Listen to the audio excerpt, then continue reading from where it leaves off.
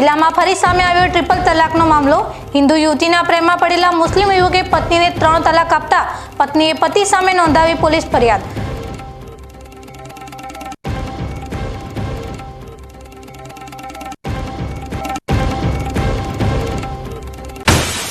ડીસાના તબીબને કોર્ટે ફટકારી 1 વર્ષની કેદની સજા। ડોલીવાસ વિસ્તારના ડોક્ટર આબિદ નામના શખ્સે ઉછીના નાણાં લીધેલા પરત ન કરતા કોર્ટે કર્યો હુકમ।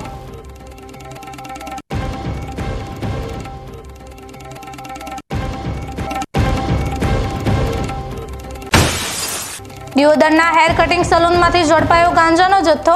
પોલીસે પ્રકાશ નાઈ નામના શખ્સ સામે NDPS મુજબ ગુનો નોંધી હાથ ધરી તપાસ।